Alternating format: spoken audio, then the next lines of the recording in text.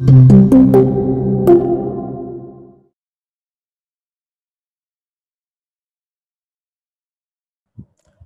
tout le monde, merci pour votre participation au webinaire d'aujourd'hui, Scopus, rechercher, découvrir et analyser.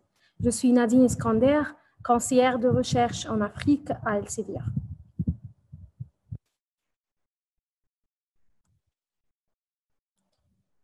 Je vous assure que cette session est certifiable et aussi on va partager les détails du certificat avec ceux qui ont assisté à toute la session à travers Zoom email.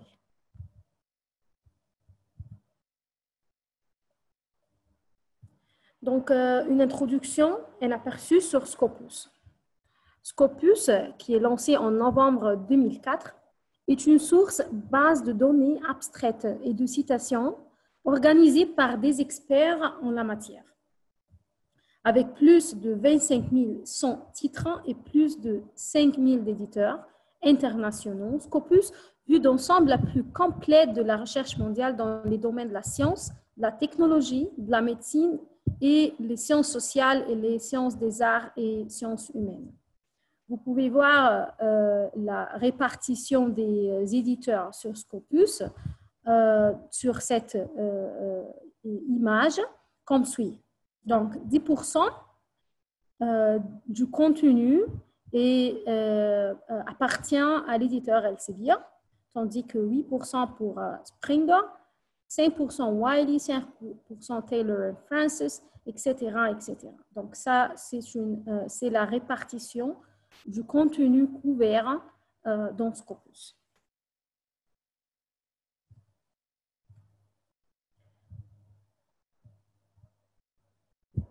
La répartition du contenu couvert dans Scopus en termes de sciences, vous pouvez trouver les sciences sociales, 12 464 titres, 13 312 titres de sciences physiques, 7 295 titres de sciences de vie et 14 448 de titres des sciences de la santé.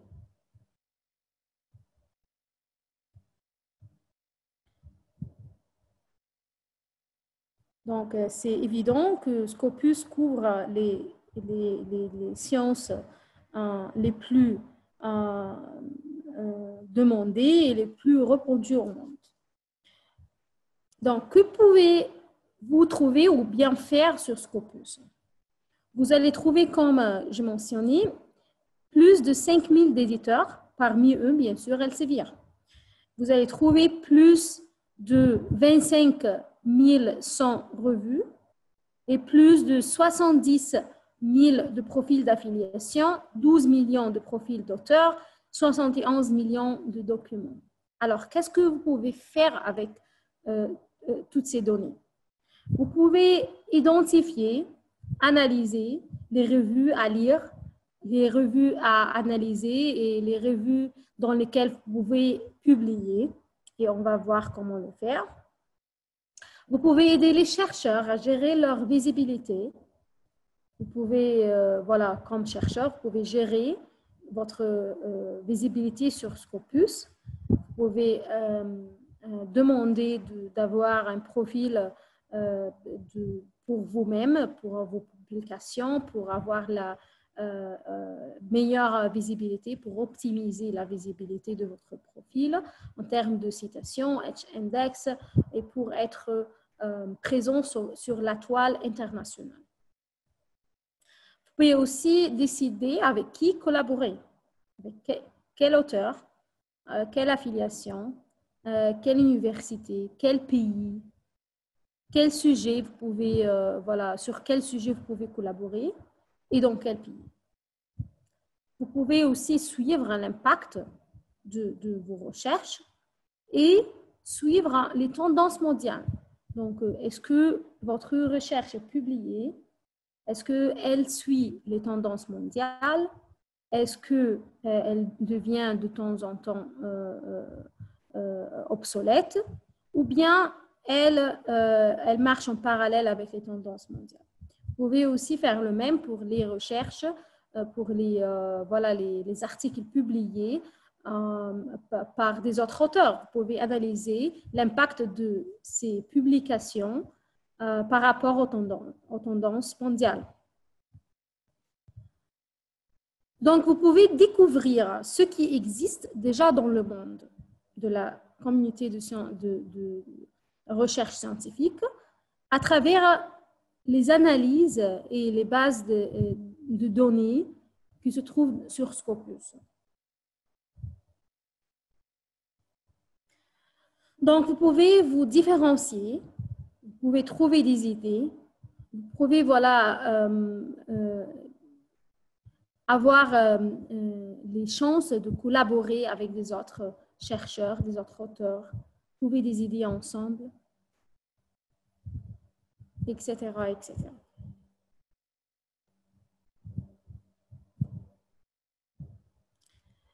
La couverture des disciplines sur Scopus. Donc, Scopus offre la couverture la plus large, la plus intégrée de littérature évaluée par les pairs. Donc, tout ce qui est sciences, technologie, médecine, STM, ainsi aussi que les sciences sociales, les sciences des arts et les sciences humaines.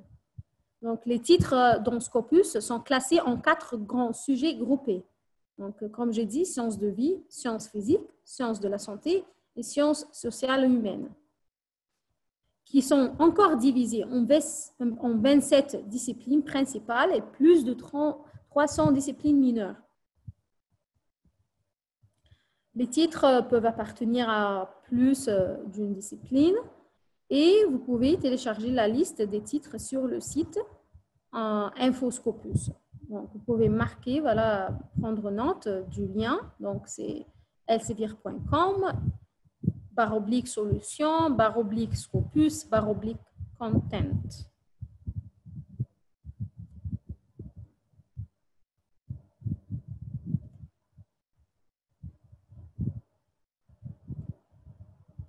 Donc,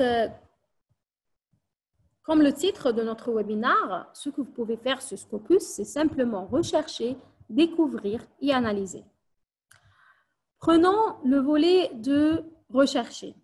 Donc, vous pouvez faire une recherche par document, par auteur ou par affiliation. Ou bien, vous pouvez utiliser Advanced Search, ce qui est une recherche avancée, si vous avez plus de détails sur ce que vous voulez rechercher.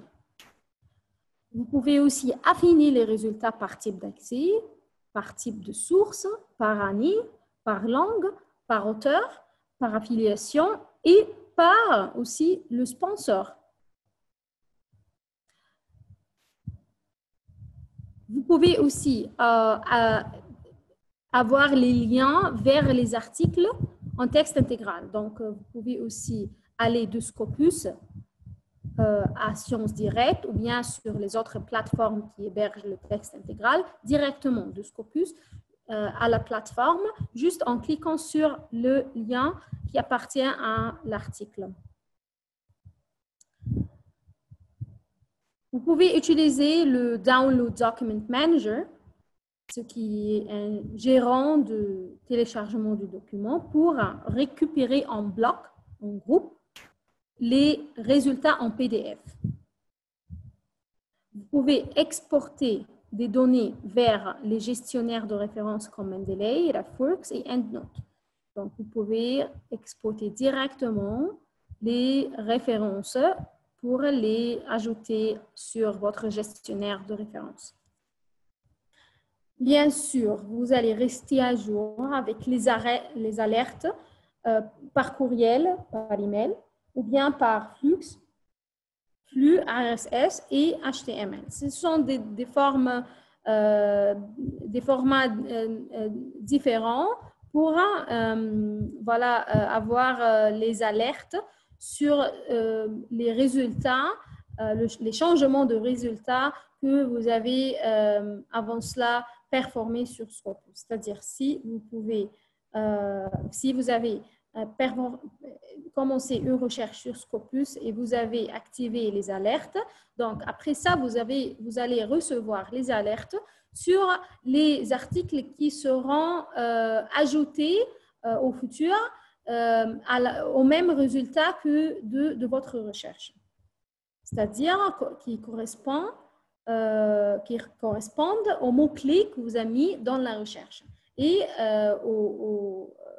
aussi aux indicateurs d'affinement, voilà les articles que vous avez choisis pour affiner votre recherche, pour avoir les résultats finaux de votre recherche. Donc, les alertes vous permettent de recevoir les nouvelles sur ce résultat.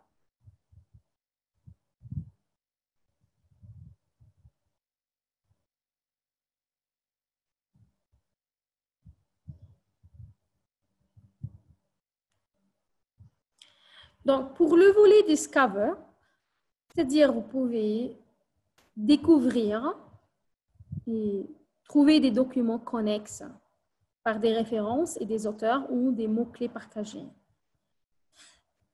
Qu'est-ce qu'on veut dire par connexe? C'est-à-dire que sont liés ou bien qui ont des mots-clés en commun ou bien qui ont des conclusions en commun ou bien qui ont des objectifs en commun. Donc, vous pouvez aussi découvrir les documents connexes.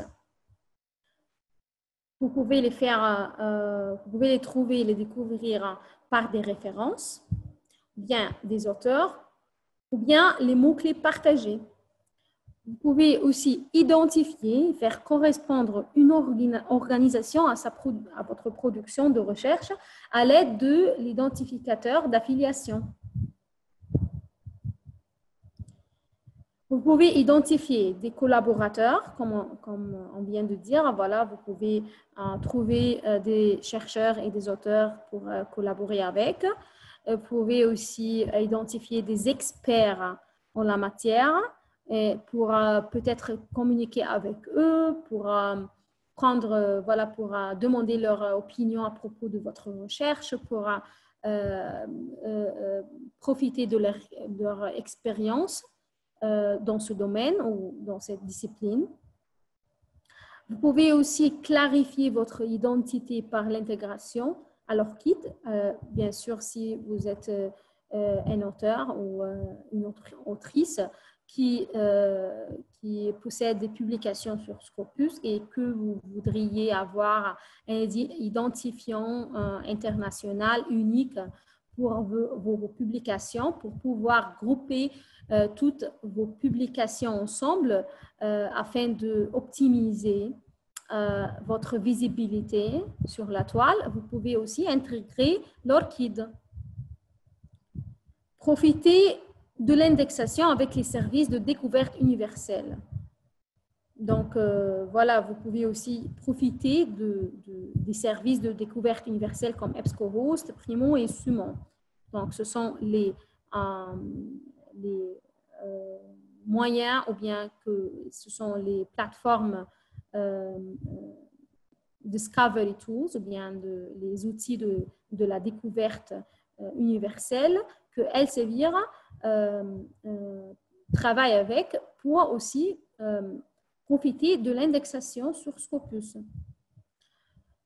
Vous pouvez aussi profiter de l'interopérabilité avec d'autres solutions d'Elsevier. Donc, vous pouvez, comme j'ai mentionné, vous pouvez aussi aller directement du Scopus vers Sciences Directes, Reaccess, Engineering Village et Scival. Donc, ils sont tous interconnectés.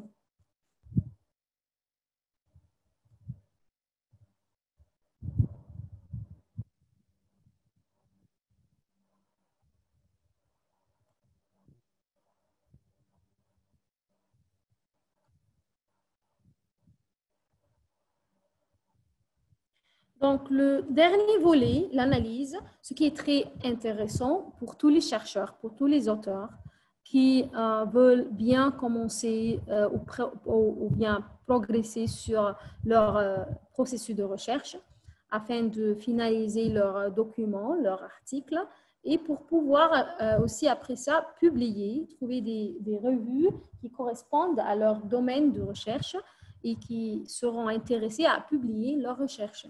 Donc, avec le volet analyse, vous pouvez suivre les citations au fil du temps pour un ensemble d'auteurs ou bien de documents avec voilà, la fonction Citation Overview.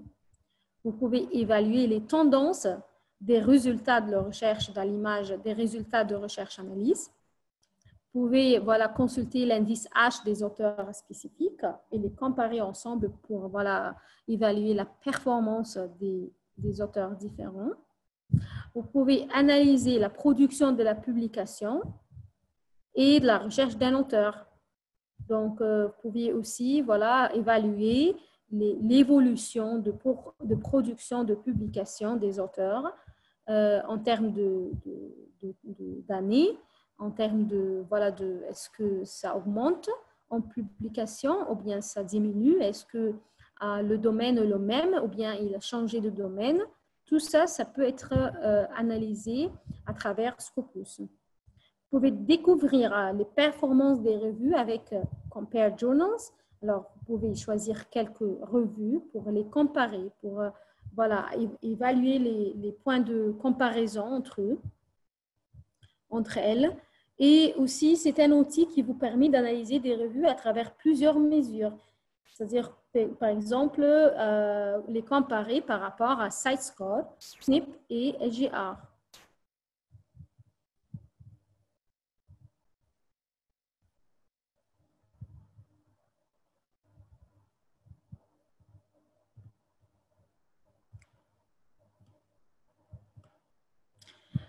OK, donc je vais aller sur le pratique, mais avant d'aller sur le pratique, je prends quelques questions.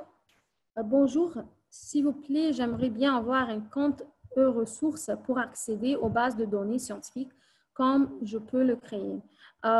Merci, Monsieur Abdelatif, pour votre question. Donc, pour bien répondre à cette question, s'il vous plaît, spécifiez votre pays afin de vous diriger vers le consortium qui vous correspond et qui peut vous aider à avoir ce compte e-ressources.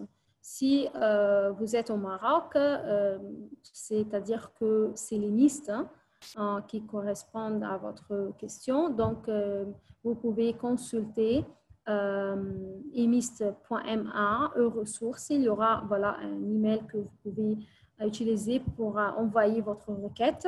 Je crois bien que c'était erconsortium@emist.ma. Mais s'il vous plaît, aussi consultez le site de votre consortium pour en savoir plus et aussi pour s'assurer que c'est cet email que vous devez consulter, vous devez utiliser pour votre requête. Monsieur Abderrahim me demande comment je peux créer un compte Scopus. Donc, c'est très facile sur la page d'accueil de Scopus. Vous pouvez trouver en haut de la page à droite « Register ». Okay? Donc, ce bouton « Register » sur lequel que vous devez appuyer pour créer un nouveau compte. Et s'il vous plaît, rassurez-vous que vous êtes sur Scopus de l'abonnement et non pas Scopus Preview, parce que Scopus Preview, c'est l'accès au public. Donc, vous n'allez pas avoir le contenu de l'abonnement de votre institution qui est membre du consortium correspondant dans votre pays.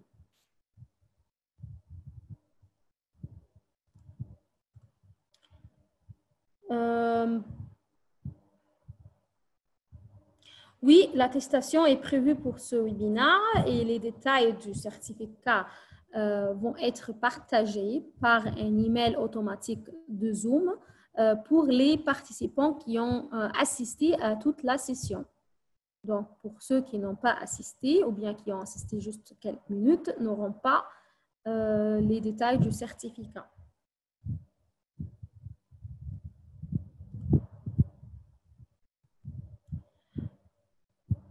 What's the difference between Scopus and Science Direct, since both are owned by Elsevier and one of them has more PDFs, but what is the clearer distinction? Okay, thank you, the anonymous attendee who asked this question.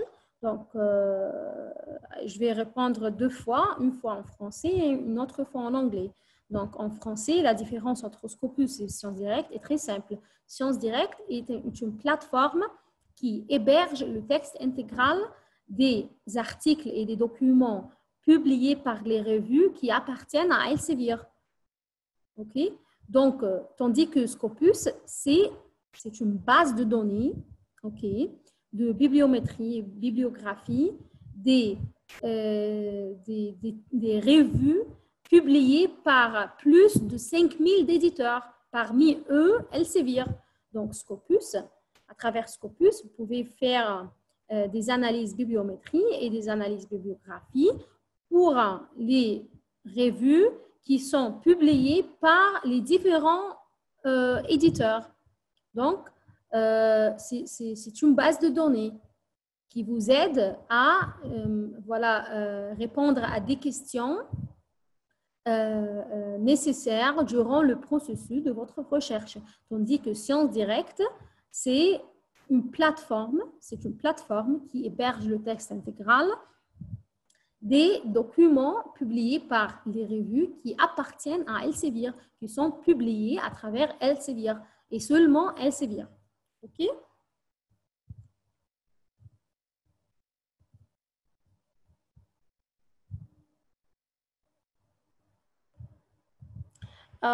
Il y a un problème dans l'écran. Est-ce que vous pouvez mettre sur le chat si vous avez aussi ce problème? Est-ce que vous arrivez à voir l'écran partagé ou bien il y a des problèmes qui s'affichent sur la page, une tache noire?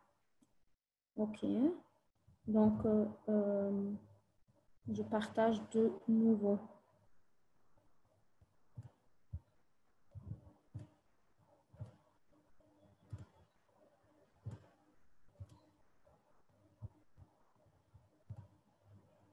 OK, maintenant, est-ce que c'est bon?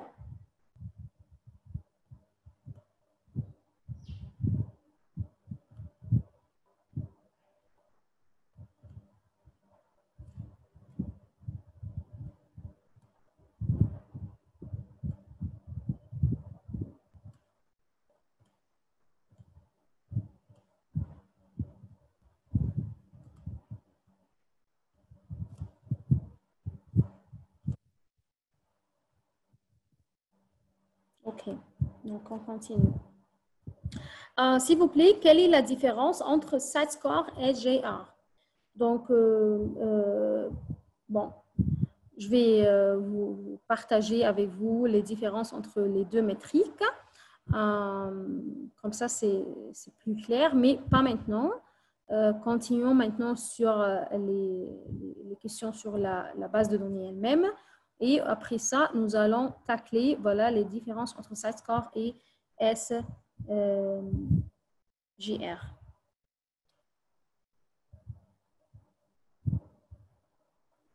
SGR n'est pas une base de données indépendante. Voilà, c'est une métrique qui mesure l'impact des revues. Voilà, c'est une métrique qui mesure l'impact des revues et qui est aussi basée sur la base de données Scopus. Donc, qui mesure tout ce qui est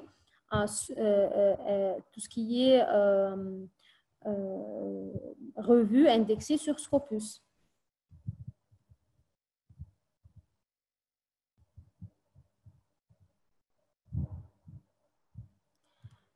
Vous êtes doctorant marocain à l'université Moulay Ismail.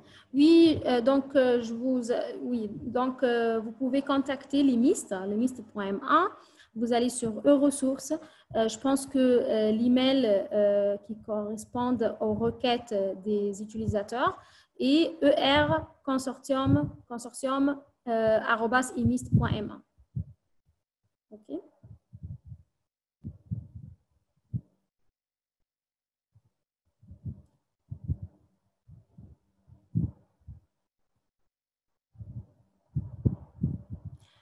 Est-ce qu'il y a accès aux livres dans Scopus? Oui.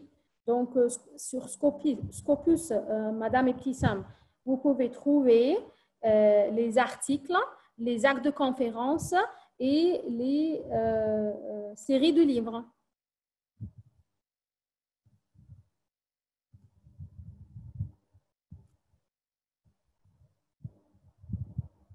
Avez-vous un correspondant pour Madagascar?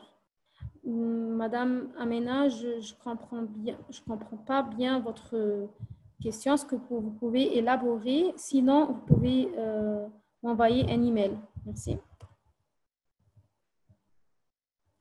C'est quoi l'indice H? L'indice H, ou bien en anglais H index, c'est un indice qui mesure, qui évalue la performance de l'auteur. Donc, c'est une métrique des auteurs.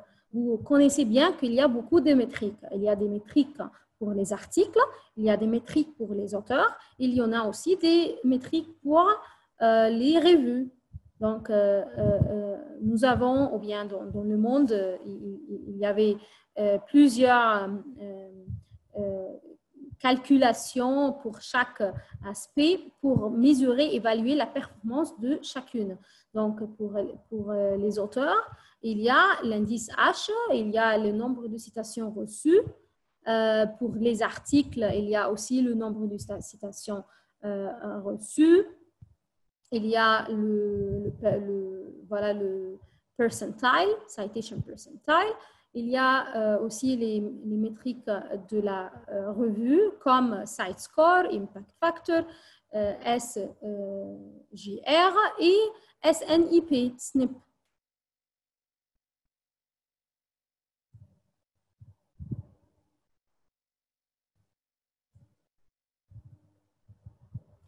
Je peux avoir l'enregistrement de ce webinaire, s'il vous plaît. Donc, Madame Halimi, vous allez avoir l'enregistrement sur notre chaîne sur YouTube, Elsevier Africa. Et vous pouvez consulter les autres enregistrements aussi des autres webinaires que nous avons conclus depuis mars jusqu'à maintenant. Je pense que l'enregistrement de ce webinaire sera affiché la semaine prochaine, Inch'Allah.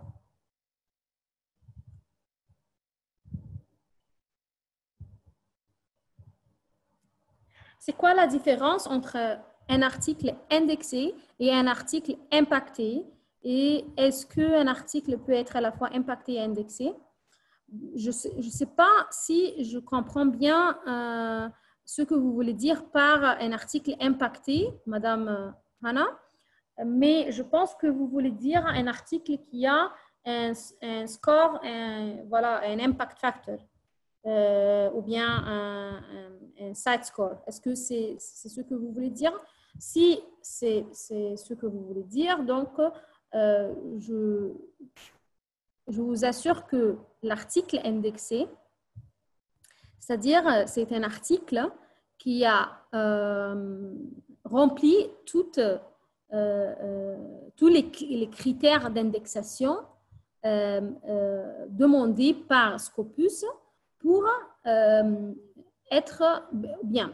Voilà, l'article appartient à une revue. Donc, la revue, c'est elle qui est indexée, ce n'est pas l'article. L'article appartient à une revue indexée, mais l'article devient indexé si sa revue est indexée, automatiquement. Donc, l'indexation, c'est pour les revues et non pas pour les articles. On met pas des articles dans Scopus, on met des revues et automatiquement, les articles appartenant à cette revue seront aussi indexés sur Scopus. Mais le processus d'indexation, c'est pour les revues. Et donc, quand la revue remplit les critères d'indexation de Scopus et elle est acceptée, elle est indexée, les articles qui appartiennent à cette revue, qui sont affiliés à cette revue, seront aussi présents sur Scopus, seront indexés sur Scopus. Et après ça, l'impact de l'article, c'est-à-dire, par exemple, le nombre de citations, les métriques qui mesurent l'impact de l'article, seront affichées aussi sur la page de l'article. Okay? Donc, il y a une différence entre l'indexation et l'impact de l'article, ou bien, si vous voulez dire, l'impact de la revue, aussi comme Site Score, SNP et SGR. tous les trois métriques, les trois métriques seront affichées pour chaque revue indexée sur Scopus. Mais c'est une évaluation indépendante. Ça n'a rien à voir avec le processus d'indexation.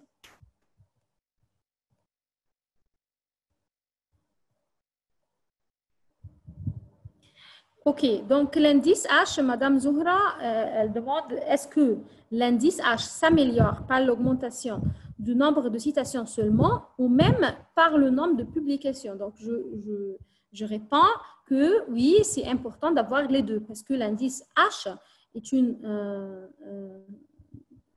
relation linéaire, linear relationship entre le nombre de citations et le nombre de publications. Donc, par exemple, si on dit que cet auteur a l'indice H de 100, c'est-à-dire que cet auteur a reçu au moins 100 citations pour au moins 100 de publications.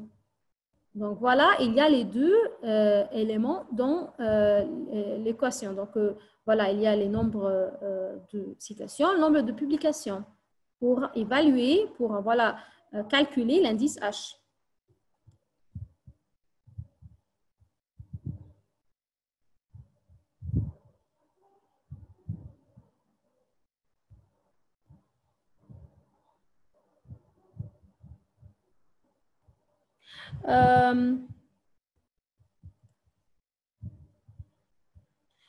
Bonjour, si la couverture d'un journal coverage sur le site SJR mentionne qu'il est expiré en 2019. Cependant, sur le site Scopus affiche que le journal est toujours présent, ongoing. Est-ce que ce journal est toujours indexé sur la base Scopus? Merci. Il y a des fois, parce que l'évaluation, l'indexation des revues sur Scopus est un processus continuel.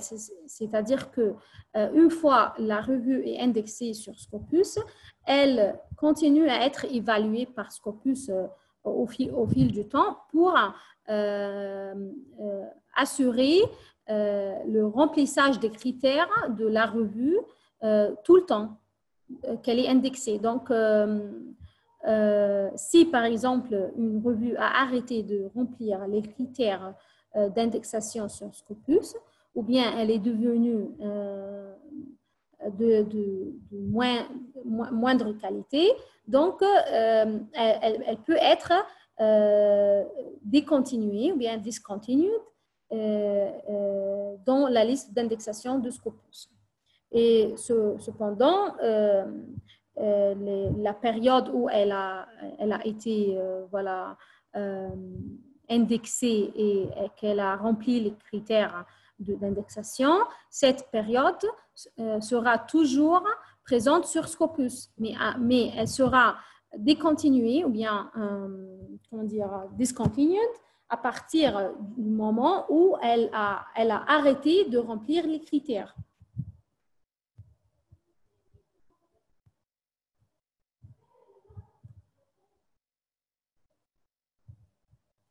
Bon, quelle est la différence entre SJR, SNP et H-index? Donc, l'index, H-index ou bien l'indice H, c'est une métrique de l'auteur, tandis que SJR et SNP, c'est une métrique de la revue. Et on va aller plus tard dans des autres webinaires en détail sur les métriques et les différences entre les métriques. Si vous voulez, vous allez trouver aussi un webinaire conclu en avril en détail sur les différentes métriques de l'article de l'auteur ou de la revue. Mais s'il vous plaît, notez que le site score a été mis à jour juin passé, donc après le binaire de 2 mois. Donc, le nouveau site score et comment le nouveau calcul de site score a été mis à jour juin passé. Donc, s'il vous plaît, si vous allez consulter ce webinaire enregistré sur les différentes métriques, veuillez noter que le site score comme calcul a été mis à jour juin passé. Vous pouvez le consulter sur scopus.com.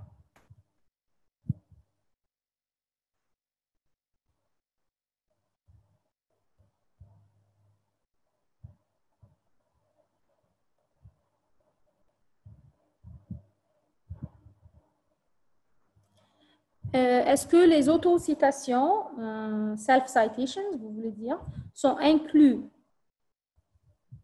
dans le calcul de l'indice H?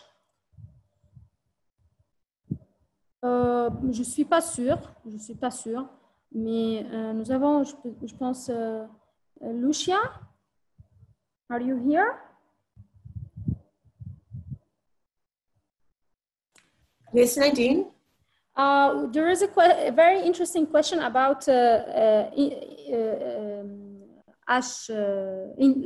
each index, l'indice Yes. H. Does it include the self-citations that the author made for his previous publications as well?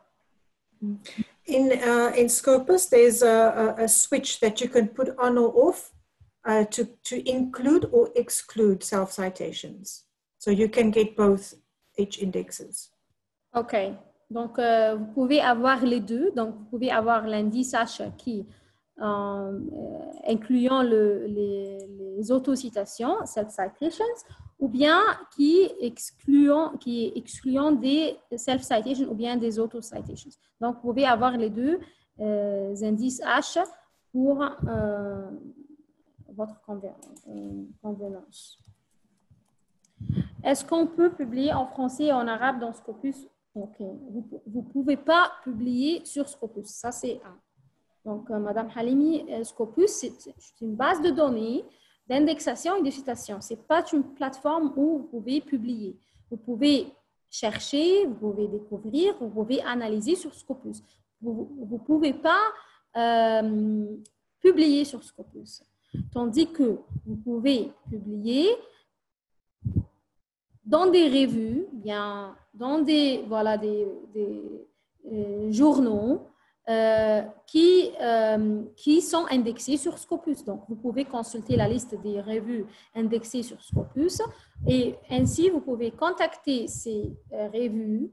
Vous allez trouver pour chaque revue, voilà, la page d'accueil, le lien de la page d'accueil pour aller directement sur le site de la revue pour essayer voilà, de la contacter, de voir quels sont les critères pour poser votre candidature pour publier dans cette revue. Donc, ici, vous avez accompli ce processus et vous avez publié dans cette revue et que cette revue est indexée sur Scopus. Donc, vous allez trouver que votre article est aussi votre publication est aussi incluse sur Scopus.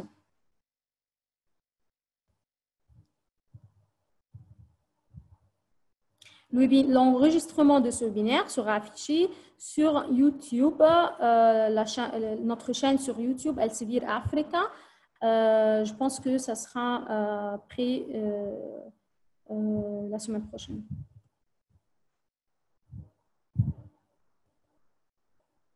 La liste des revues indexées sur Scopus est une liste mise à jour 2 fois par an. Donc, vous pouvez consulter cette liste pour pouvoir découvrir les revues indexées.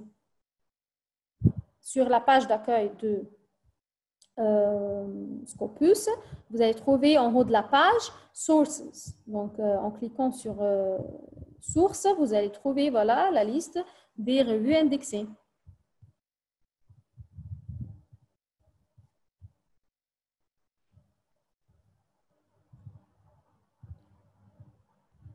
OK, je pense que c'est bon pour les questions, pour pouvoir aller aux pratiques. Veuillez, s'il vous plaît, noter vos questions que vous n'avez pas encore eu leurs réponses pour le webinaire prochain. Et à tout moment, vous pouvez aussi publier ou bien partager vos questions sur notre groupe Elsevier Community sur Facebook. Et il y aura toujours moi et mes collègues qui répondent aux questions des chercheurs et des utilisateurs sur les différents produits et les différentes thématiques.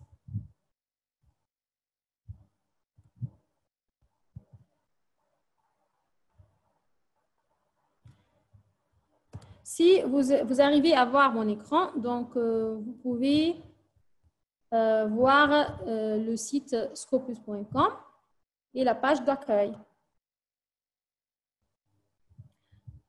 OK, donc simplement, juste une pratique très simple.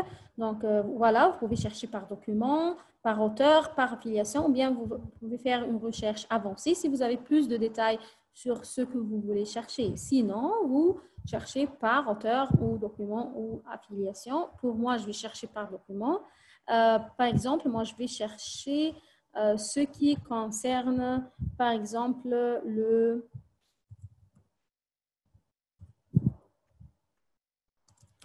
cloud storage, par exemple. OK?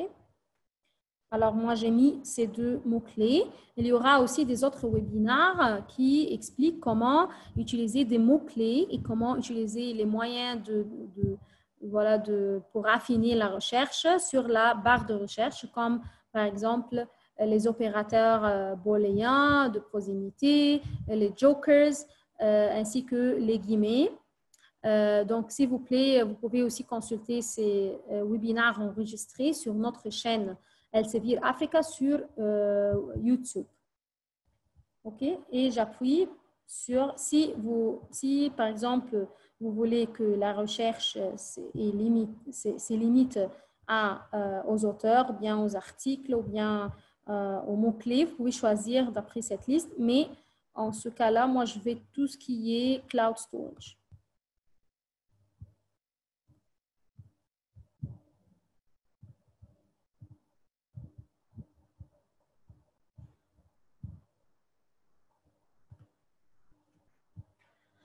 OK, donc moi, voilà, j'ai eu 26 643 de documents comme résultat. Comme je vous ai dit, on peut aussi affiner sur la page des résultats par le type d'accès, c'est-à-dire que ce soit accès Open Access ou bien les autres. Voilà, il y a 3267 documents qui sont Open Access. Vous pouvez aussi affiner par l'année. Vous pouvez choisir l'année qui vous intéresse le plus. Si par exemple, vous êtes intéressé par les 5 dernières années parce que peut-être ce domaine est mis à jour tout le temps. Donc, vous êtes seulement intéressé par les mises à jour dans les 3 dernières années ou bien les 2 dernières années, les 5 dernières années, comme vous voulez. Vous pouvez aussi affiner par le nom de l'auteur. Si, par exemple, vous savez quelques auteurs qui étaient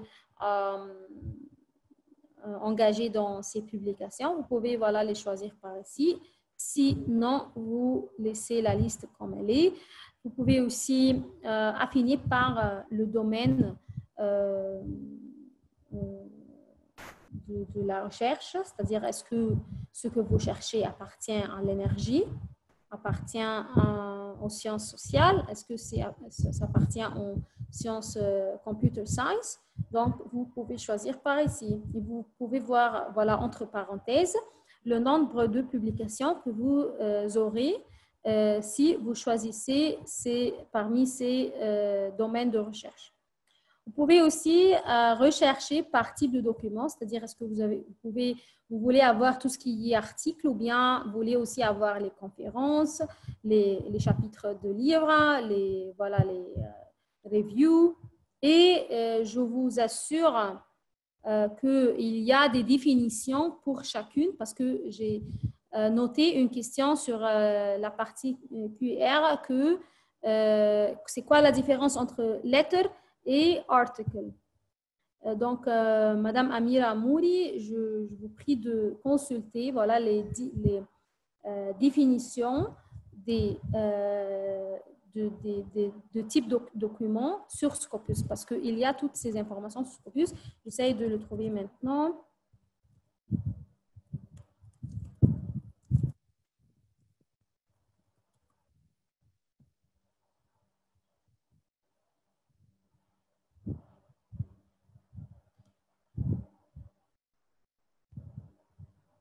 Non, c'est pas ça. Donc, je vais le chercher, je vais partager avec vous plus tard. OK, donc vous pouvez aussi affiner par stage de publication. C'est quoi le stage de publication? Donc, Tout ce qui est final, c'est que ce document est déjà publié, c'est final, voilà, c'est bon. Mais tout ce qui est article in press, c'est-à-dire c'est en cours de publication. C'est déjà évalué, mais ce n'est pas encore officiel. OK?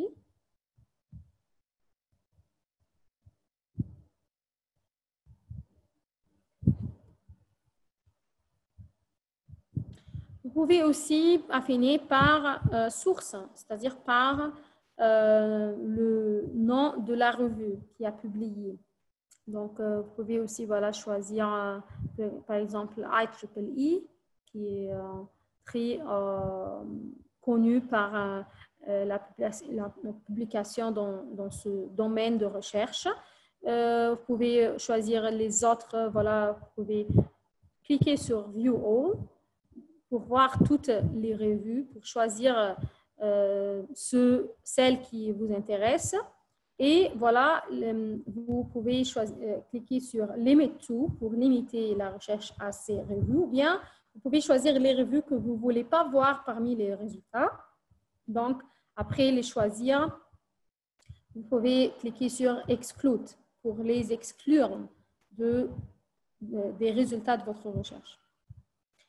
Vous pouvez aussi ajouter des autres mots-clés que vous avez peut-être oubliés sur la barre de recherche et qui vont vous aider à affiner votre recherche. Donc, par exemple, Cloud Storage et je veux aussi Storage Capacity. Ça m'intéresse beaucoup d'avoir aussi Storage Capacity parmi les mots-clés pour avoir les résultats les plus affinés. Vous pouvez aussi choisir Data Sharing. Donc, ces mots-clés vous permettent d'affiner de plus les résultats en ajoutant des autres mots-clés qui sont évidents pour votre recherche, qui correspondent à votre sujet de recherche. Vous pouvez aussi affiner par le sponsor, c'est-à-dire, oui, moi, je vais voir tous les publications qui ont été financées par National Science Foundation. OK. Ou bien, je vais laisser comme il est, je vais lire toutes les publications par tous les organismes de financement. Vous pouvez aussi affiner par pays, par aussi type de source. Est-ce que c'est une revue, c'était un papier de conférence, un acte de conférence, ou bien c'est un livre, c'est un rapport. Et vous pouvez voilà, limiter au choix que vous allez cliquer au-dessus. Vous pouvez aussi affiner par la langue.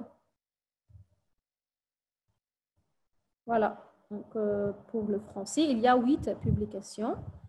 Donc, mais bien sûr, je vous recommande de laisser l'anglais comme langue principale parce que, comme vous le savez, c'est la langue la plus utilisée et pour la science dans cette époque moderne. OK? Donc, voilà, moi, je vais peut-être choisir les 3 dernières années. Pourquoi il y a des publications dans l'année 2021 tandis que nous sommes toujours dans l'année 2020? Parce qu'ils prennent leur tour. Donc, par exemple, si une revue publie 5 publications par mois et ils ont reçu en 2020 5 x 12, 60. Donc, ils ont reçu 70 au lieu de 60. Donc, il y a 10 publications qui sont acceptées, mais qui seront publiées selon leur tour de publication. Donc, peut-être qu'ils vont publier après 2020 dans le premier quartile de 2021 ou bien plus tard. Donc, c'est pourquoi qu'il y a des publications dans l'année 2021, tandis que nous sommes toujours dans l'année 2020. Donc, moi, je vais choisir, voilà, depuis 2017 et je vais limiter ma recherche, mes résultats à ces années. Donc voilà, je ne sais pas, c'était 26 000, maintenant j'ai 12 000.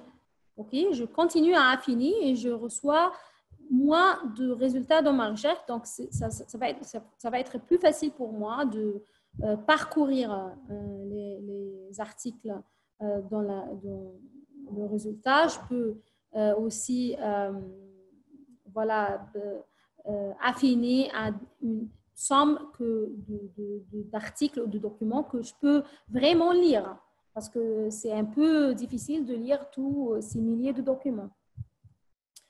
Qu'est-ce que je peux faire aussi? Je peux aussi analyser voilà, les résultats de ma recherche. Comment? Voilà, j'appuie sur Analyze Search Results. Je vais aller sur une autre page d'analyse qui commence par l'analyse par année, by year. Et vous voyez, voilà, moi je vais exclure d'ici, je vais exclure l'année 2020 et 2021 parce que ils ne sont pas toujours complètes. Je vais refaire l'analyse. OK, moi voilà, je vois qu'il y a une croissance évidente, considérable dans le nombre de publications de l'année 2017 à l'année 2019. Et voilà, si je viens voilà, sur le point, sans cliquer, juste je place la souris sur le point, je trouve que le nombre de documents s'affiche. Donc, voilà ici, 3882, tandis qu'ici, 3400, ici, 3100. Donc, voilà, il y a une croissance, c'est-à-dire que ce domaine de recherche devient de plus en plus important et il ne perd pas son importance, il ne devient pas obsolète et voilà, c'est comme ça qu'on peut analyser les tendances mondiales. On peut aussi analyser par source, c'est-à-dire par revue. Et automatiquement, Scopus va sélecter les top 5 revues qui publient dans ce domaine et avec un graphe à droite pour visualiser les évolutions dans la publication pour chaque revue. Donc, voilà la première revue qui est IEEE. Et la première, la revue qui publie le plus dans ce domaine, tandis qu'elle a publié moins en 2019 par rapport à 2018. Tandis que celle en bleu, je m'excuse, l'orange, c'est Lecture Notes in Computer Science. Tandis que celle du bleu, qui est le IEEE, a publié moins que la première ici, dans ce domaine de recherche, mais sa publication continue à croître. Il y a une croissance de publication. Elle a aussi rencontré le point ici de la première revue qui est Lecture Notes in Computer Science. Donc, ce que je veux dire que ces analyses par revue vous permet de voir quelles sont les revues qui publient le plus, qui sont intéressées le plus en ce domaine ou bien ce sujet de recherche. Et ça peut vous aider pour choisir la revue que vous pouvez contacter et que vous pouvez voilà, consulter pour voir les possibilités de publication de votre recherche aussi. Donc, c'est comme ça que vous pouvez voilà, identifier et trouver les revues qui correspondent à votre sujet de recherche pour voir la possibilité si ils peuvent aussi voilà, vous fournir les critères ou bien vous pouvez consulter les critères sur leur page d'accueil, vous pouvez les contacter, vous pouvez poser votre candidature et vous pouvez voilà, commencer le processus d'application pour publication. Madame Tissam, c'est OK, vous pouvez quitter. Je pense que vous allez voilà, recevoir un email avec les détails du certificat puisque vous avez assisté à la plupart de la session.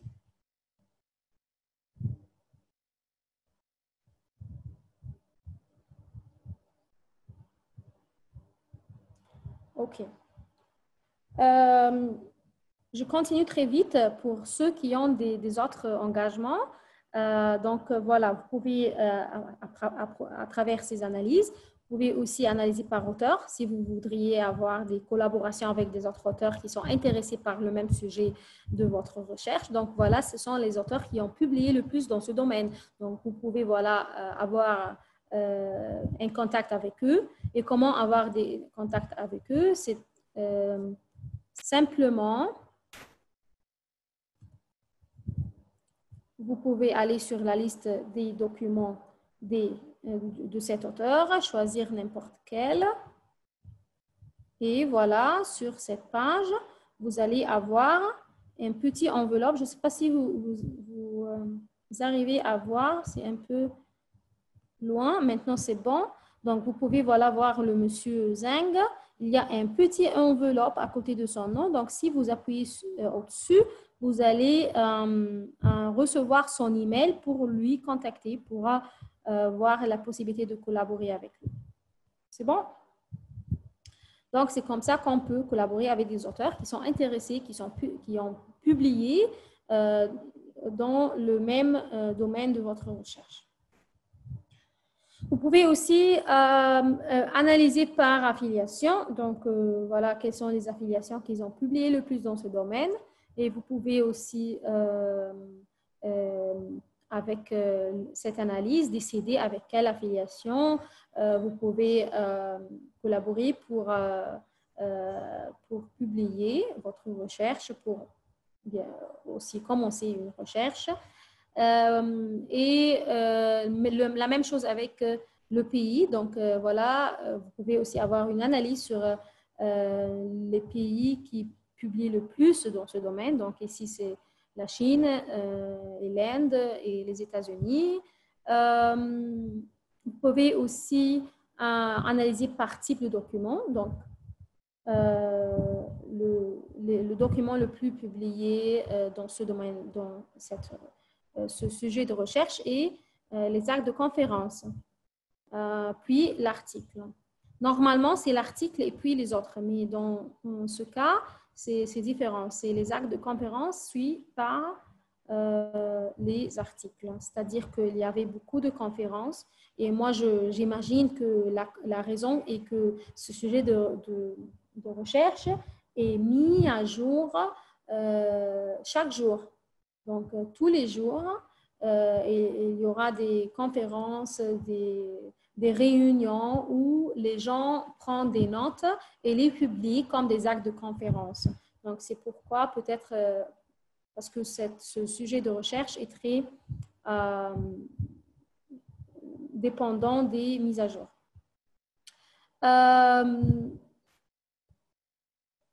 OK. Donc, ça, c'est la plupart. Ah, voilà, c'est le plus important aussi d'analyser by funding sponsor, c'est-à-dire l'organisme de financement.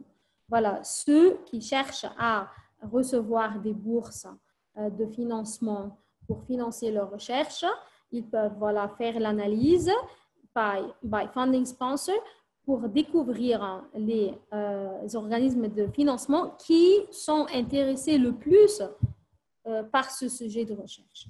Et après ça, vous pouvez voilà, directement aller sur les documents publiés par cet organisme de financement que vous allez choisir et vous pouvez voir sur n'importe quel article publié par cet organisme. Voilà, funding details, funding sponsor. Voilà, donc voilà, ça ce sont les détails de l'organisme de financement. Normalement, vous pouvez cliquer au-dessus pour aller directement sur la page d'accueil, mais si vous n'avez pas trouvé que c'est appuyable, que vous ne pouvez pas appuyer au-dessus, simplement vous prenez copy-paste, copier et coller le nom sur Google et vous allez avoir voilà, la page d'accueil de cet organisme de financement pour le contacter et voir les possibilités de financer votre recherche. Donc, ça, c'est en quelques mots, la résumé de ce que vous pouvez faire pour rechercher, découvrir et analyser votre recherche sur Scopus. Maintenant, je veux bien pratiquer ce que nous avons déjà présenté et partagé avec vous. Donc, s'il vous plaît, je vais justement parcourir très vite sur les questions, mais avant cela, je vais partager d'abord le devoir. Il y a un devoir, donc s'il vous plaît, prenez des captures d'écran ou bien prenez des photos avec votre cellulaire, votre portable, pour pouvoir faire ce devoir après le webinaire et on va discuter les réponses le webinaire prochain. Donc, s'il vous plaît, prenez des notes. Vous pouvez aussi discuter le devoir sur notre page Elsevier Community sur Facebook. OK? Donc, ça, c'est le devoir. Les questions sur ce paragraphe sont, voilà, il y a 7 questions. S'il vous plaît, ignorez ce numéro 8 parce que ce sont 7 seulement, 7 questions. OK? La première question, how many documents did you retrieve? Combien de documents vous avez trouvé pour le cas qu'on a partagé? Voilà.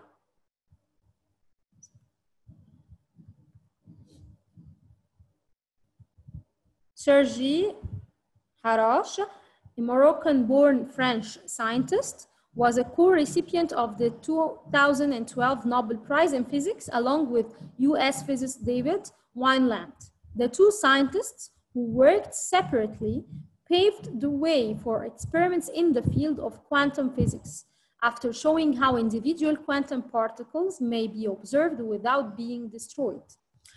Prof.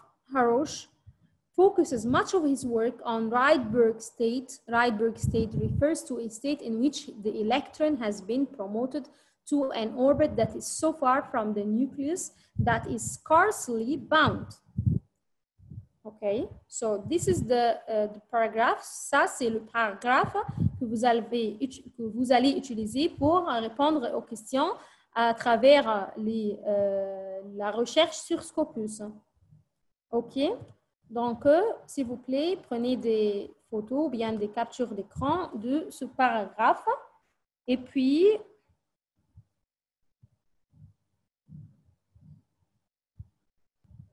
vous allez répondre à ces questions en recherchant les mots-clés du paragraphe précédent sur Scopus. Donc, combien de documents pour monsieur Sergi Haroche? Combien de publications étaient open access? Combien de publications ont été publiées par un pays, c'est-à-dire le pays top qui a publié dans ce domaine, appartenant à l'auteur Sergi Haroche, et which journal has published the highest number, et quelle revue a publié le plus. Donc, pour numéro 3 et numéro 4, vous devez aller sur Analyze Search Results. OK, donc, excusez-moi. Ça, c'est ignorer le 5 ici. Donc, c'est 1, 2, 3, 4, 5, 6. 6 questions. Which article has the highest number of citations? OK. Parmi les articles publiés par ce monsieur, ce chercheur, quel article a le plus grand nombre de citations? OK. Je vais vous donner une idée. Vous devez choisir le Sort On sur la page des résultats à droite en haut.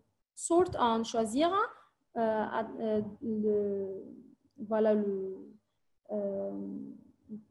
d'avoir la liste de résultats d'après le plus cité. Has the article above been mentioned in the news? Alors, ça va être découvert par les PLUMX Metrics.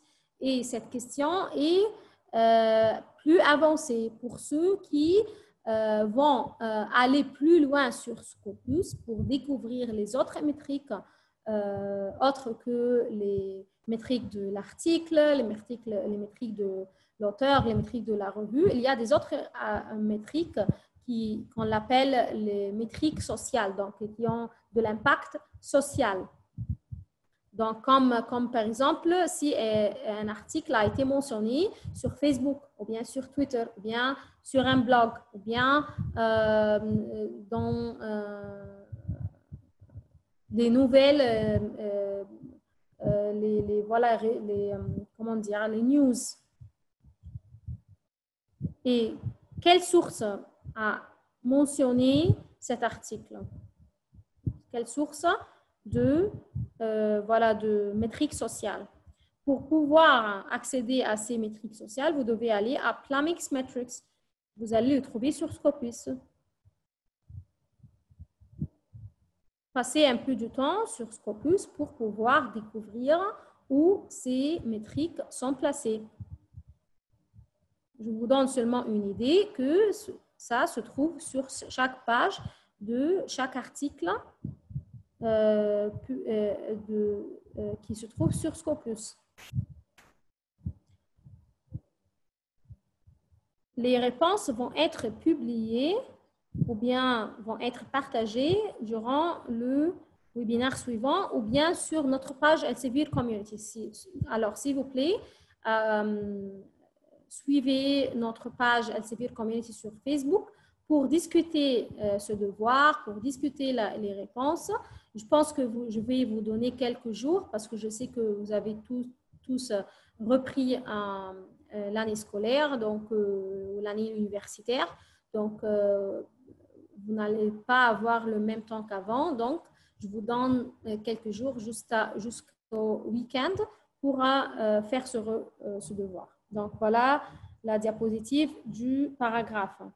Prenez des captures d'écran ou bien des photos avec votre portable pour pouvoir répondre aux questions. Parce que c'est ce paragraphe que vous devez utiliser pour choisir les mots-clés que vous allez rechercher sur Scopus pour pouvoir avoir les résultats qui vous donneront les réponses aux questions suivantes.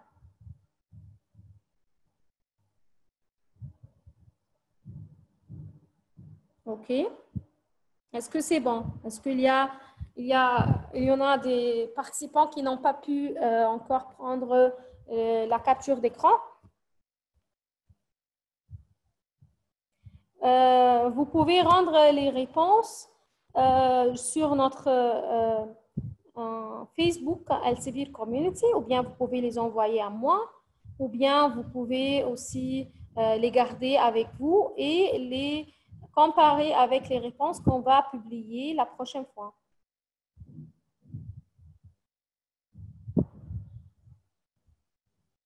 OK. Je vais parcourir très rapidement sur les questions. Comment peut-on choisir un journal pour publication et est-ce qu'il y a des conditions pour publier un article? Monsieur Noureddine, pour choisir la revue pour publier, comme j'ai mentionné sur Scopus, choisissez les mots-clés et cliquez au-dessus sur rechercher. Et puis, s'il vous plaît, analysez par source pour pouvoir découvrir des revues qui publient le plus dans votre sujet de domaine. Et ensuite, vous pouvez cliquer sur les documents publiés par cette revue et choisir n'importe quel de ces documents. Et vous allez trouver voilà, les détails de la revue qui a publié cet article sur la page suivante.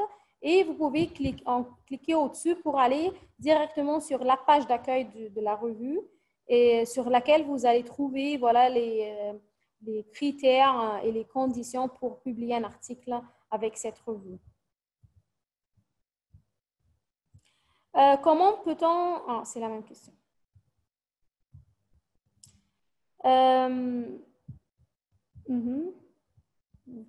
Par exemple, si j'ai publié un article dans un journal avec un facteur d'impact 6,65 dans l'année 2019 et dans l'année 2020, le facteur a diminué à 5, est-ce que mon article devient associé?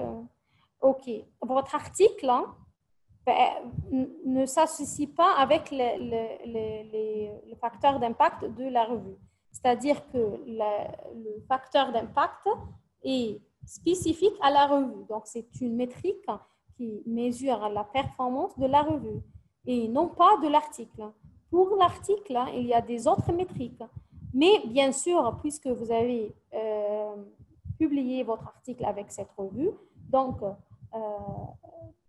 où est-ce que vous allez mentionner votre article publié avec cette revue, le facteur d'impact, le site score, le SNP, le SGA vont être associés à l'article d'une manière que l'article est publié avec une telle performance de la revue. OK? Est-ce que c'est clair?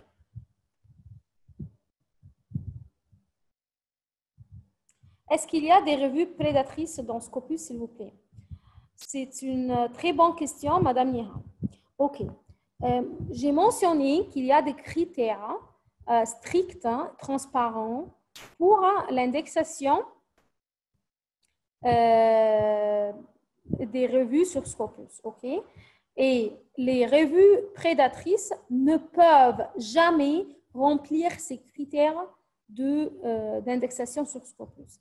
Mais disons que peut-être une revue qui a rempli ces critères et qui a été indexée sur Scopus, et après ça, cette même revue n'a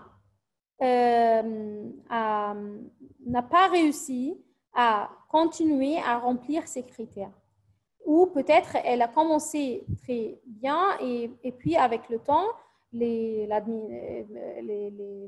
managers ou bien les gérants de la revue ont changé, ils ont un autre mandat, c'est devenu une revue prédatrice. Alors, c'est pourquoi j'ai mentionné que l'évaluation des revues indexées sur Scopus est continuelle.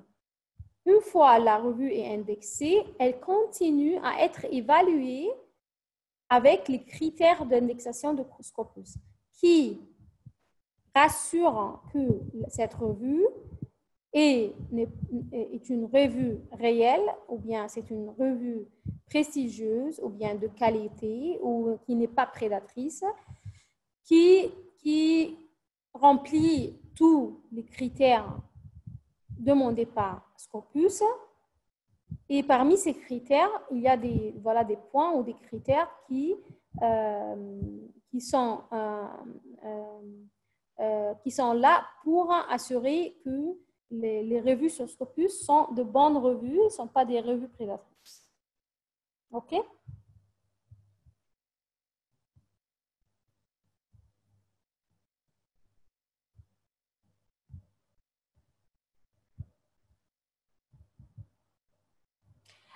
Madame Fadia, l'indexation sur Scopus est pour les revues, non pas pour les articles. C'est-à-dire une revue qui pose sa candidature pour être indexée sur Scopus et puis après avoir être évaluée par un comité indépendant qui revoit et évalue les revues. Donc, après cette évaluation et après être accepté et indexé sur Scopus, les articles appartenant à cette revue seront automatiquement ajoutés sur Scopus. Mais si peut-être une revue est devenue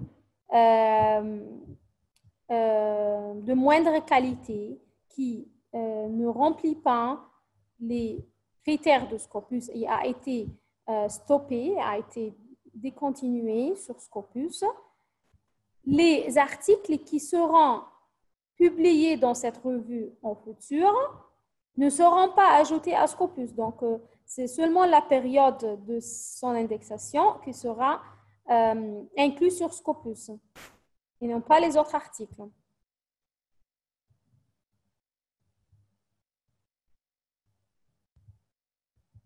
Est-ce que les revues indexées sur Scopus exigent pour publier un article que l'Institut de l'auteur soit abonné à Scopus? L'abonnement à Scopus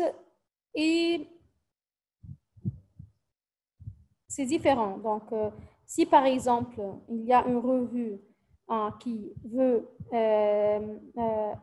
poser sa candidature pour l'indexation sur Scopus, c'est pas à dire que cette revue doit être inscrite ou bien abonnée à Scopus, parce que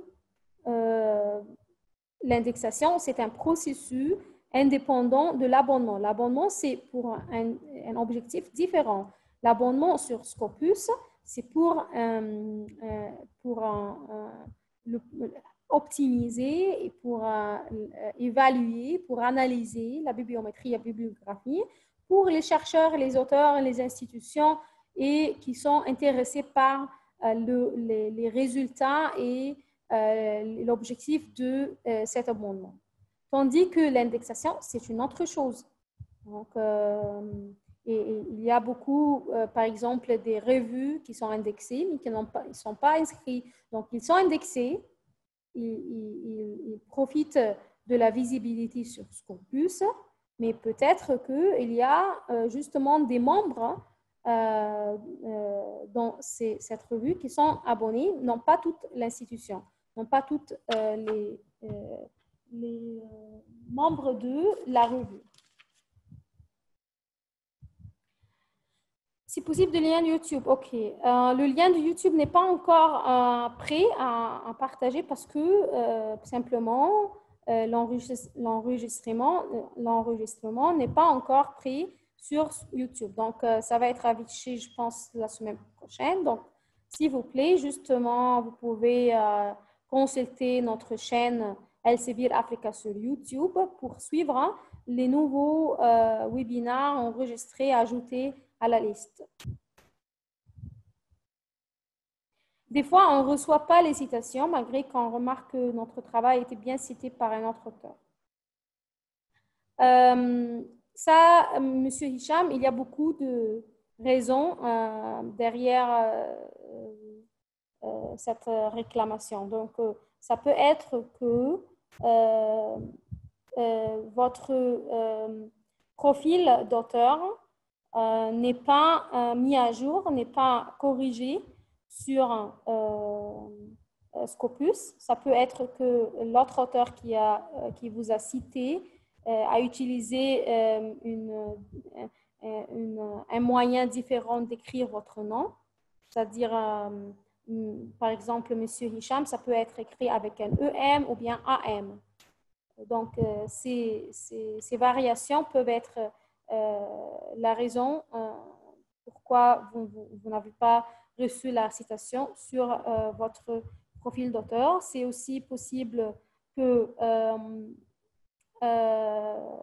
l'affiliation de l'article à l'affiliation de votre institution n'est pas correcte. Alors, s'il vous plaît, nous avons une équipe dédiée à ces corrections, à ces services de correction. Donc, s'il vous plaît, envoyez-moi un email avec le lien de votre profil d'auteur, votre article, la citation qui a été faite par l'autre auteur, par l'autre article. Et comme ça, on peut évaluer le problème et corriger l'affiliation des citations bien des noms d'auteurs. Est-ce que vous pouvez résumer la démarche pour chercher sur Scopus? OK, Madame Nihal, c'est très facile. Juste aller sur scopus.com.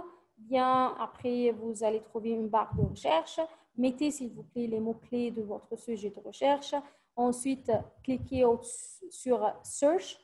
Et puis, vous allez avoir une nouvelle page avec les résultats. Et moi, j'imagine que vous allez recevoir des milliers de résultat, de documents comme résultat. Donc, vous pouvez affiner votre recherche pour pouvoir avoir un nombre plus logique à parcourir. Vous pouvez affiner par les différents aspects à gauche de la page, par année, par affiliation, par nom de revue, par plusieurs types d'affination. Quels conseils pouvez-vous nous donner pour bien chercher ce Scopus? Bon, c'est la première chose est de collecter et résumer les mots-clés les plus pertinents. Le plus vous avez des mots-clés pertinents, le moins vous allez avoir de résultats, c'est-à-dire vous allez avoir un résultat plus affiné et plus facile à parcourir et plus facile à évaluer et analyser. Donc, premièrement, choisir les mots-clés les plus pertinents. Deuxièmement,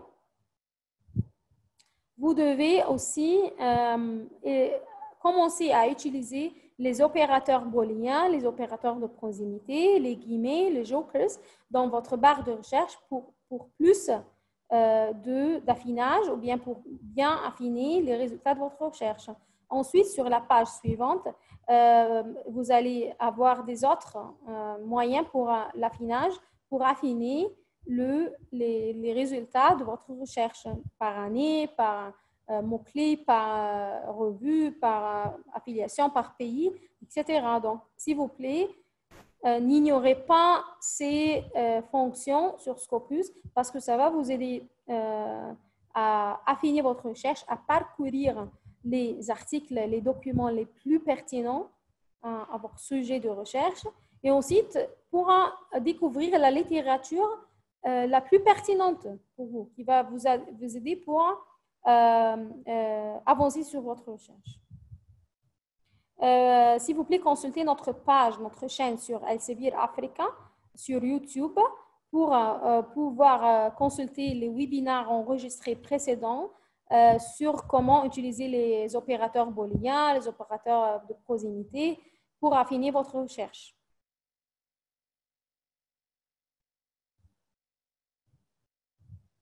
Les détails du certificat seront partagés avec les participants qui ont assisté à toute la session après le webinaire.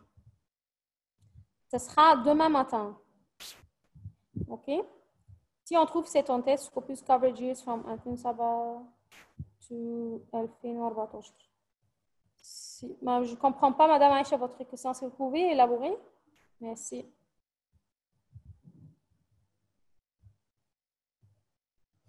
Est-ce que ça veut dire que le journal n'est plus indexé?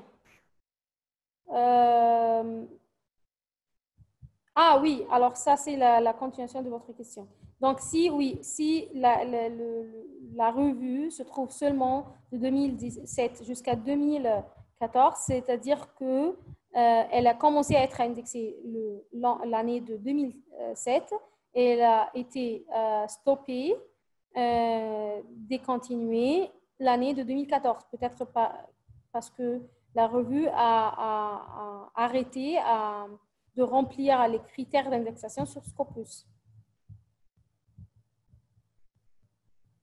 Comment utiliser les connecteurs booléens dans la recherche? S'il vous plaît, Madame Nihal, consultez notre chaîne sur YouTube, Elsevier Africa, pour voir les enregistrements des webinaires précédents sur cette partie. Comment affiner ma recherche?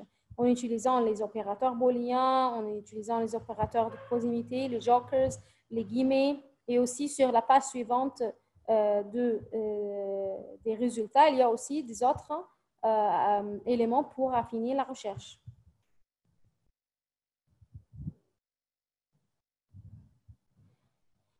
Madame Brim, vous pouvez accéder à Scopus à travers votre consortium. Donc, s'il vous plaît, consultez votre consortium. Au Maroc, c'est limist.ma.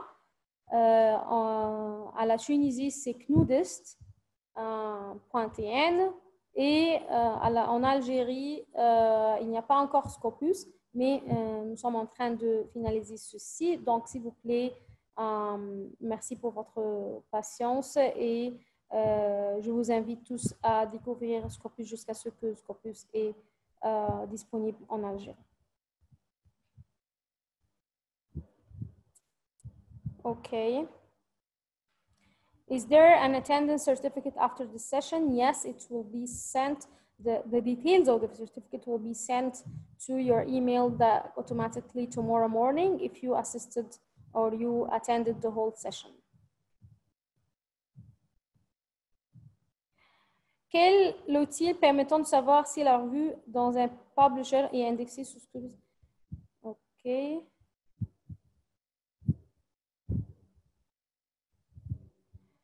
Ben, il n'y a pas d'outil pour revoir si la revue est indexée. C'est sur Scopus lui-même. Donc, sur Scopus, sur la page d'accueil, il y a en haut « Sources ». Si vous cliquez au-dessus, vous pouvez aller juste directement sur les revues indexées sur Scopus. Le lien de votre page Facebook, s'il vous plaît. OK, je ne l'ai pas maintenant, mais je pense que c'est facile voilà, à le faire directement, s'il vous plaît. Patientez, voilà.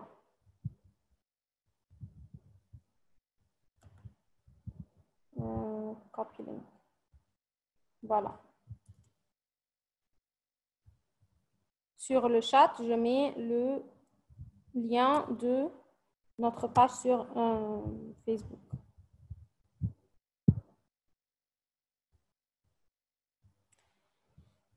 OK. Bonjour, merci pour l'information. Si un article est publié dans un journal indexé une année, mais plus indexé l'année d'après, est-ce que mon article sera impacté? Non. Si votre article était publié dans l'année où cette revue a été indexée, donc vous allez voir votre article à tout moment sur Scopus. Si il a été publié, si cet article a été publié dans cette revue durant la période de son indexation.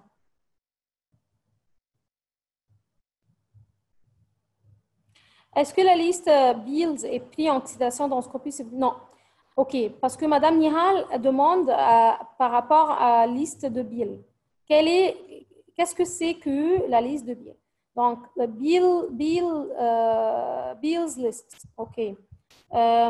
Donc, il y a un chercheur, un très grand chercheur, un auteur qui a voilà, commencé cette liste de Bill pour pouvoir détecter les revues prédatrices. Donc, il fait voilà, une blacklist et il inclut toutes les revues prédatrices sur cette liste pour aider voilà, les auteurs, les chercheurs à découvrir les revues prédatrices et les éviter.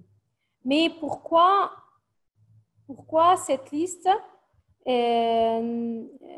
Oui, voilà, c'est un effort merveilleux, un effort très, très apprécié, mais il y a parfois des revues qui sont de bonnes revues et avec le temps, elles commencent à être des revues prédatrices.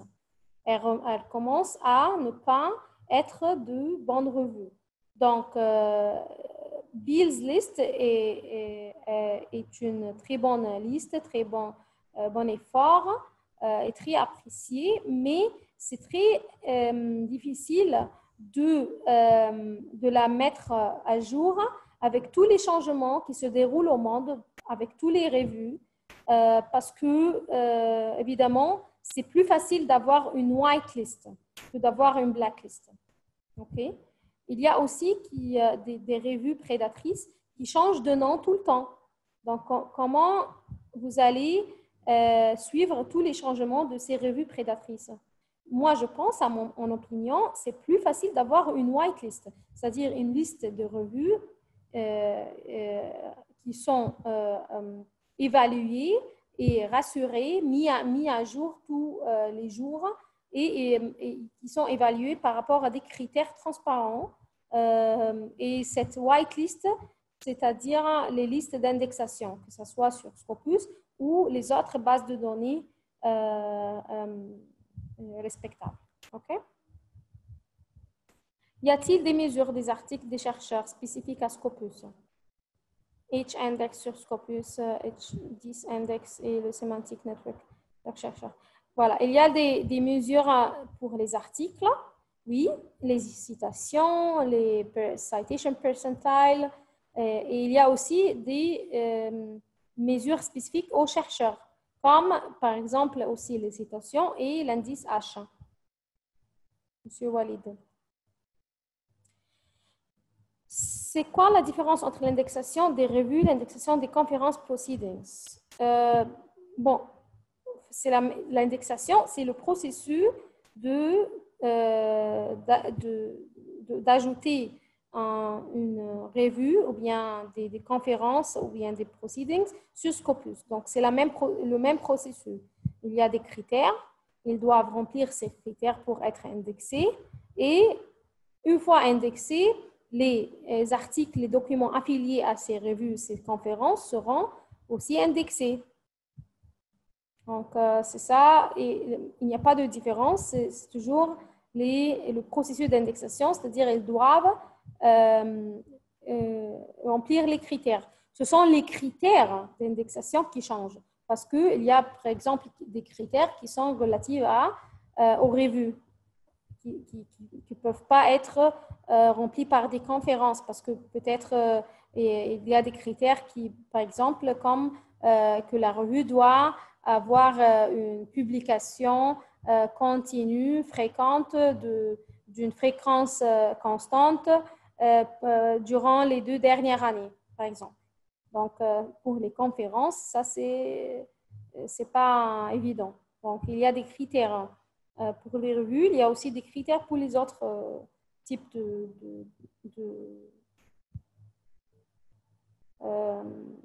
d'indexation. Et il y a un minimum à publier. Je ne comprends pas votre question, Monsieur Nabil. S'il vous plaît, vous pouvez élaborer. Je viens de me connecter. Je vois le devoir et vous pouvez reprendre. Donc, le devoir. S'il vous plaît, prenez des captures d'écran pour ce paragraphe. Et puis, vous aussi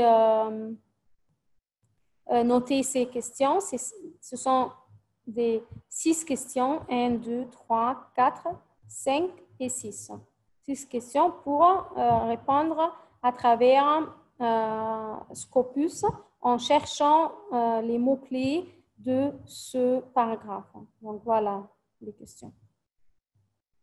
L'abonnement est payant, bien sûr, c'est payant, mais je pense que M. Diftar, si vous êtes au Maroc, à la Tunisie, ou bien en Algérie. Donc, vous pouvez consulter votre institution pour pouvoir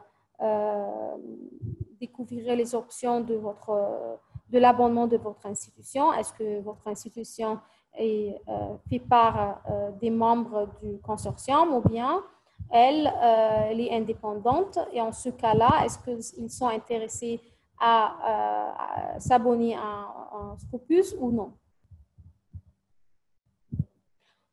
Comment recevoir une citation pour mon article récemment publié? Donc, pour recevoir des citations, normalement, vous devez être visible. Pour être visible, c'est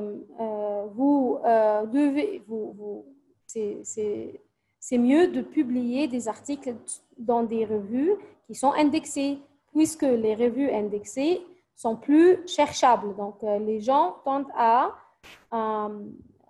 chercher les revues indexées plus que les autres revues. Donc, si vous avez publié votre article dans une revue indexée, donc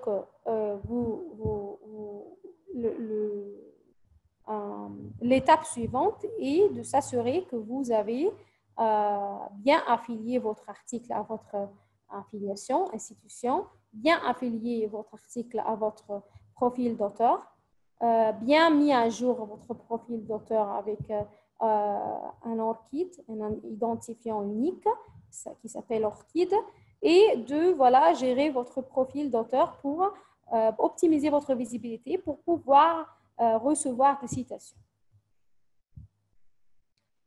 Comment télécharger les textes intégraux à partir Scopus?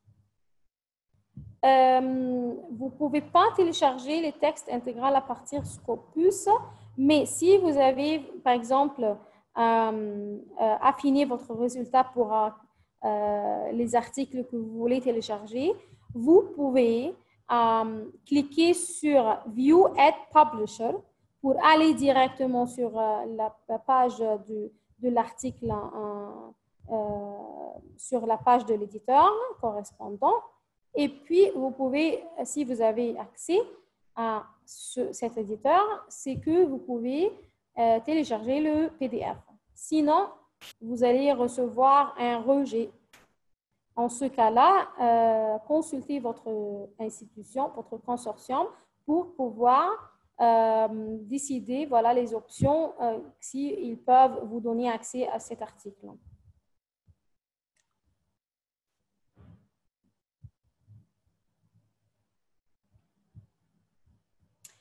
L'évaluation du review d'un article dans une revue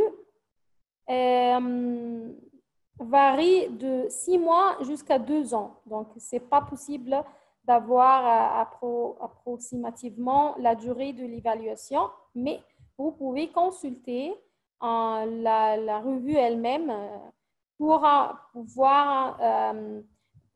des durées, de la durée approximative de leur évaluation.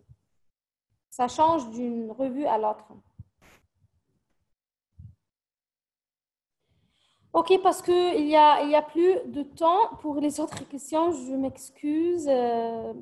Pardon, je ne peux pas répondre les autres questions. Si vous pouvez les partager sur notre page Facebook Elsevier Community. Vous pouvez aussi les envoyer par email. Vous pouvez aussi les garder pour le prochain webinaire, donc comme vous voulez. Voilà, une autre fois sur le chat, le lien de notre page sur Facebook pour la consulter plus tard. Donc, je vous remercie tous. S'il vous plaît, prenez note du paragraphe et les questions pour pouvoir répondre aux questions et pour pouvoir accomplir le devoir. Et voilà, je vais publier les réponses plus tard, que ce soit sur le site du consortium dont vous appartenez ou bien sur notre page Elsevier Africa, Elsevier Community sur Facebook, ou bien durant le webinaire prochain. Merci beaucoup pour votre attention et à la prochaine fois. Au revoir.